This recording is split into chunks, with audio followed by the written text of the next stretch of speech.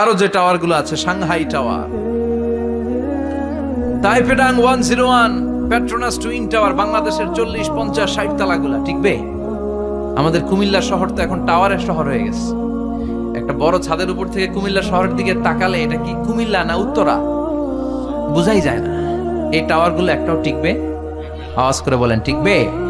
সে কথাই আল্লাহ বললেন, আল কারিআতু মাল কারিআতু ওয়া মা আদরাকা মাল কারিআ ইয়াউমা ইয়াকুনুন নাসু কাল ফারাশিল মাবথুস ওয়া তাকুনুল জিবালু কাল ইহনিল মানফুশ। কি দৃশ্য আল্লাহ আঁকলেন!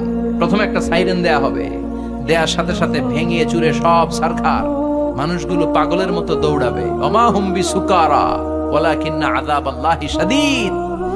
মানুষগুলোর দৌড়াদৌড়ি দেখলে মনে হবে যে মাতালের মতো দৌড়াচ্ছে, রেড ওয়াইন খেয়ে, হুইস্কি খেয়ে, মদ খেয়ে পাগলের মতো দৌড়াচ্ছে। আসলে মদ খায় নাই, হুইস্কিও খায় নাই। সেদিন আল্লাহর আযাব এত ভয়ঙ্কর হবে, মানুষগুলো সব হয়রান হয়ে যাবে।